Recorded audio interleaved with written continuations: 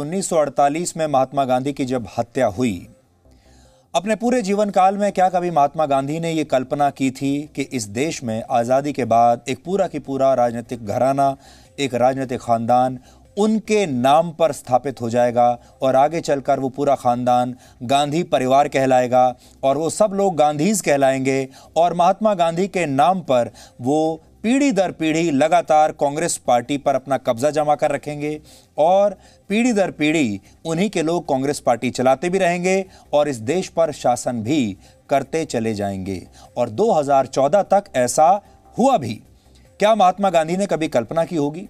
और अगर महात्मा गांधी को यह पता चले, अगर आज महात्मा गांधी जिंदा होते या आज उनकी आत्मा क्या सोचती होगी जब उन्हें यह पता चलता होगा कि उनके नाम पर उनकी बिना इजाजत के एक पूरा के पूरा गांधी परिवार और गांधी खानदान खड़ा हो गया है, जो आज अपने आप को गांधी परिवार का वंशज बताता है और उस परिवार का महात्मा गांधी से खून का कोई रिश्ता नहीं है। आज 2 अक्टूबर को गांधी जयंती के दिन हम आजाद भारत के इस सबसे बड़े सरनेम घोटाले का विश्लेषण कर रहे हैं। कुछ लोगों को यह बात बुरी तो बहुत लगेगी, कुछ लोगों को यह बात चुभेगी और बहुत सारे आरोप भी हमारे ऊपर लगेंगे, लेकिन सच सच ही रहेगा। ऐसा इसलिए क्योंकि महात्मा गांधी के आदर्शों के साथ ये सबसे बड़ा धोखा है, क्योंकि आज जो कुछ भी हो रहा है कांग्रेस पार्टी में या गांधी परिवार के जरिए, वो सब चीज़ें वो हैं जिन चीज़ों के महात्मा गांधी हमेशा विरोध करते थे, खिलाफ रहते थे। सबसे बड़ी बात यह है, महात्मा गांधी हमेशा परिवारवाद के खिलाफ थे और यहां सबसे जो बड़ी चीज आप देखते हैं वो परिवारवाद ही है। पूरे देश से हमें इस पूरी कहानी पर आज जो हम आपको बता रहे हैं, खुलासा जो कर रहे हैं, विश्लेषण कर रहे हैं, इस पर जबरदस्त प्रतिक्रियाएं हमें मिल रही हैं। अगर आप भी इस पर अपनी कोई राय देना चाहते हैं तो आप #FakeGandhi पर ट्वीट करके अपनी प्रतिक्रिया दे सकते हैं, क्योंकि आज का दिन महात्मा गांधी का जन्मदिन है, जन्म दिवस है, आज गांधी जयंती है। आज से बेहतर दिन इस बारे में बात करने के लिए कोई और हो नहीं सकता। महात्मा गांधी जैसी बड़ी हस्ती का सरनेम नेहरू परिवार के पास कैसे पहुंचा, इस सवाल का जवाब हमने कुछ जाने माने इतिहासकारों से भी पूछा और इतिहासकारों की राय इस पर बटी हुई है। कुछ इतिहासकार मानते हैं कि फिरोज जहांगीर गांधी को उनका सरनेम महात्मा गांधी से ही मिला था। मिसेस गांधी के जो पति थे फिरोज गांधी, उनका जो मूल नाम था वो था फिरोज जहांगीर गांधी। गांधी की स्पेलिंग थी GHANDY और उनके पिताजी थे जहांगीर गांधी, जो कि पारसी समाज से संबंधित थे और मुंबई में रहते थे। तो या तो विवाह पारसिक विधि से हो या हिंदू विधि से हो, या तो इंदिरा जी पारसिक धर्म ग्रहण करती या जो है फिरोज गांधी हिंदू धर्म ग्रहण करते। तो इसमें ये रास्ता निकला कि जो विवाह जो होगा वो हिंदू रीति रिवाज से संपन्न होगा। और गांधी जी की सलाह से फिरोज गांधी जी ने अपने नाम का जो सरनेम की स्पेलिंग थी GHANDY, उसको GANDHI गांधी उन्होंने कर दिया। एक एफिडेविट दिया उन्होंने और अपना जो है सरनेम का परिवर्तन कर दिया। ये 1940 में शादी हुई है इनकी, उससे पहले की बात है। ऐसा हुआ कि 1938 के लगभग फिरोज लगातार इंदिरा गांधी को शादी के लिए प्रस्ताव दे रहे थे और 1938 के अंदर इंदिरा गांधी ने हामी भर दी उसके ऊपर शादी के लिए। लेकिन लगातार नेहरू परिवार में इसका विरोध हुआ और ताज्जुब की बात है, अपने आप को बड़े प्रगतिशील कहने वाले, सेकुलर धर्मनिरपेक्ष कहने वाले नेहरू जी ने इस शादी का विरोध किया।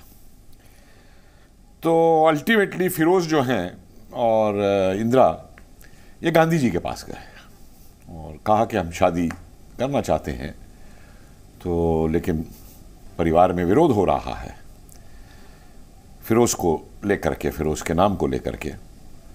तो गांधी जी ने तब कहा कि मैं फिरोज को अपना बेटा मानता हूं और अपना नाम गांधी देता हूं। तो फिरोज गांधी हो गए और तब से ये इंदिरा गांधी हो गई। नाम ये केवल फिरोज को दिया गया था गांधी दिखाने के लिए, तो उस पर फिर ये इंदिरा नेहरू गांधी हो गई।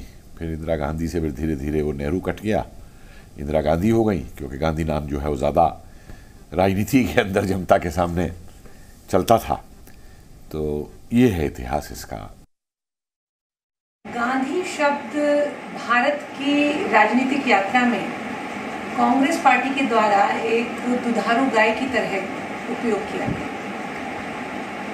जवाहरलाल नेहरू और उनके पूरे परिवार ने महात्मा गांधी के नाम को अपने साथ जोड़कर बड़े लंबे समय तक उसकी जो एक राजनीतिक उपयोगिता है उसे इस्तेमाल किया, क्योंकि वो जानते थे कि भारत की समाज, भारत के जनमानस में महात्मा गांधी के प्रति जो एक आदर और सम्मान का भाव था वो कहीं ना कहीं एक उसका राजनीतिक दोहन उन्होंने एक से दूसरी शताब्दी तक भी किया। फिरोज जहांगीर गांधी के भतीजे जिनका नाम है रुस्तम गांधी आज भी प्रयागराज में रहते हैं, यानी इलाहाबाद में रहते हैं। उनका भी यही कहना है कि महात्मा गांधी ने अपना सरनेम नहीं दिया था। सवाल नहीं है, ये पारिवारिक जो फैमिली नेम है हमारा, ये हमेशा था। क्या था पूरा नाम? उनका नाम फिरोज, उनके फादर का नाम जहांगीर, फादर फिरोज जहांगीर गांधी, ये हमेशा नाम था। जो दुनिया भर के मीडिया के ऊपर जो सर्कुलेट हो रहे हैं कि मुसलमान थे और गांधी जी ने नाम इनको दिया, फलाना फलाना, दिस ऑल रबिश। स्वतंत्रता के बाद फिरोज जहांगीर गांधी उत्तर प्रदेश की रायबरेली सीट से चुनाव लड़े और सांसद चुने गए। वो 1952 से 1960 तक 8 साल तक सांसद रहे और इस दौरान लोकसभा के दस्तावेजों में भी उनका नाम फिरोज गांधी ही दर्ज है। इस समय हम आपको दिखा रहे हैं यहां पर, ये लोकसभा सेक्रेटेरिएट का वेबसाइट है जिसमें उनका नाम श्री फिरोज गांधी के नाम से दर्ज है।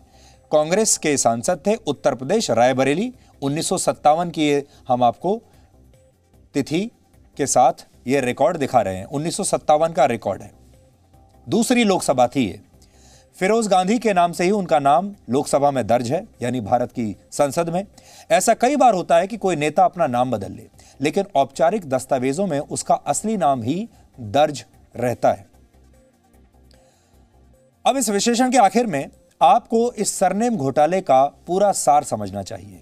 पहली बात तो जो हम आपके सामने ये रखना चाहते थे कि महात्मा गांधी के परिवार के जो असली लोग हैं, जो उनके असली वंशज हैं, यानी उनके जो असली पुत्र हैं, फिर उनके पुत्रों के पुत्र और उनके बच्चे, वो आज कहाँ हैं शायद आपको याद भी नहीं होगा। और वो उस गांधी खानदान को, उस गांधी ब्रांड नेम को आगे नहीं बढ़ा पाए क्योंकि वो गुमनामी में चले गए। और जिन लोगों का महात्मा गांधी से दूर दूर तक कोई लेना देना नहीं, कोई रिश्ता नहीं, और बहुत, अगर हम सारे इतिहासकार जो अभी हमने आपको दिखाया इनकी बात मान भी लें तो ये जो सरनेम है गांधी सरनेम, ये उधार का सरनेम लिया हुआ है महात्मा गांधी से। अगर ये बात सच भी है कि उन्होंने अपना सरनेम दे दिया था, ये उधार का सरनेम है। और उस उधार के सरनेम पर कितने दशकों तक एक पूरा की पूरा राजनीतिक घराना आज महात्मा गांधी के नाम पर राजनीति कर रहा है, उनके नाम का कॉपीराइट लेकर पार्टी चला रहा है, उनका नाम लेकर ट्वीट कर रहा है और उनका नाम लेकर अपने आप को गांधी बताता है, जबकि वो गांधी है ही नहीं। सवाल यह है कि आखिर इंदिरा नेहरू गांधी ने अपना नाम बदलकर इंदिरा गांधी क्यों कर लिया? सरनेम में बदलाव की वजह क्या हो सकती है? क्या यह सोची समझी रणनीति थी, सोचा समझा राजनीतिक निवेश था, ताकि इसका राजनीतिक फायदा उनकी आने वाली पीढ़ियां भी उठा सकें? और ठीक यही हुआ। आने वाली पीढ़ियां भी लगातार गांधी बनी रहीं, चुनाव लड़ती रहीं, कांग्रेस पार्टी को चलाती रहीं और देश का शासन चलाती रहीं, और इस देश के करोड़ों लोग, वोटर, उन्हें गांधी समझकर वोट देते भी रहे। एक सवाल यह भी है कि क्या जो गांधी जन नायक थे, जन जन के नायक थे, उनके सरनेम को इस्तेमाल करके इसे जन जन की जगह सिर्फ दिल्ली के 10 जनपद तक सीमित कर दिया गया? ये एक सवाल है। पंडित जवाहरलाल नेहरू पर प्रधानमंत्री रहते हुए कई गलत फैसले लेने के आरोप लगते रहे हैं, लेकिन गांधी सरनेम उन गलतियों को छिपाने की क्या ढाल बन गया था? यानी नेहरू की जो लेगेसी थी, नेहरू का जो नाम था, जो ब्रांड नेम था, उसे अब आगे बढ़ाना मुश्किल हो गया था, इसलिए गांधी उपनाम का इस्तेमाल हुआ। महात्मा गांधी पद, परिवार और पार्टी के खिलाफ थे और उन्होंने कभी भी अपना उत्तराधिकारी नियुक्त नहीं किया। लेकिन गांधी सरनेम की चोरी के साथ ही नेहरू खानदान ने ये उत्तराधिकार खुद ही हासिल कर लिया और उसके बाद वो खुद ही नहीं बल्कि अपनी अगली पीढ़ियों को भी अपना उत्तराधिकारी नामांकित करते चले गए और उनके उत्तराधिकारी भी उन्हीं की तरह कांग्रेस अध्यक्ष बनते रहे और इस देश के प्रधानमंत्री बनते रहे और इस देश पर शासन करते रहे, एक के बाद एक। गांधी नाम सत्ता की सीढ़ी के सबसे ऊंचे पायदान पर हमेशा बने रहने का एक शॉर्टकट बन गया और कुछ लोगों ने परिश्रम और पुरुषार्थ करने की बजाय सरनेम में निवेश करना ज्यादा बेहतर समझा। और आज के दिन आपको यह भी सोचना चाहिए कि जब राष्ट्रपति महात्मा गांधी पर पूरे देश ही नहीं बल्कि पूरी दुनिया को गर्व है और उन पर सभी का बराबर का अधिकार है, तो फिर ये सरनेम किसी एक राजनीतिक परिवार की निजी संपत्ति कैसे बन सकता है। आज हमने आपके सामने ये विचार रखे हैं, ये विश्लेषण आपके सामने रखा है और हम चाहेंगे कि आज के दिन आप इसके बारे में सोचिएगा ज़रूर, जबकि हम ये बात जानते हैं कि आज हमारी ये बात बहुत सारे लोगों को चुभी होगी, बहुत सारे लोगों को बहुत बुरी लगी होगी और कल से हमें हो सकता है कि विपरीत परिस्थितियों का सामना करना पड़े। धरने प्रदर्शन हमारे खिलाफ भी हो सकता है होने लगे, लेकिन सच आपको बताना पत्रकारिता का पहला धर्म था और आज हमने आपको वो सच बताया है जो आज़ादी के 73 साल बाद आपको एक भी न्यूज़ चैनल ने कभी बताया नहीं, आपको एक भी अखबार ने कभी बताया नहीं। और सबसे बड़ी बात आपको आज मैं ये बताना चाहता हूँ कि जब हमने इस पर रिसर्च शुरू किया और जब इसके बारे में शोध शुरू किया हमने, तो बहुत ही कम बातें इसके बारे में पता चलती हैं। इंटरनेट पर अगर आप जाएंगे तो आपको शायद ही इसके बारे में कुछ भी पता चलेगा, लेकिन अगर आप बाकी लोगों से भी मिलेंगे तो इस बारे में बहुत ही कम जानकारी उपलब्ध है। इसका एक बड़ा कारण ये भी हो सकता है क्योंकि एक ऐसा विषय था जो गांधी परिवार को सीधा हिट करेगा। इसलिए जिस दौरान उन्होंने अपना शासन चलाया, 70 वर्षों में लगभग 50 से 60 वर्ष उन्हीं का शासन था। अपने शासन के दौरान उन्होंने फिरोज गांधी नाम की ये जो पूरी मिस्ट्री थी, ये जो पूरी जानकारी थी, इसे हमेशा दबा कर रखा। किसी ने किताब लिखी तो किताब पर प्रतिबंध लगा दिया, किसी ने कुछ और खुलकर बात बोलने की कोशिश की तो उसे वहां से हटा दिया।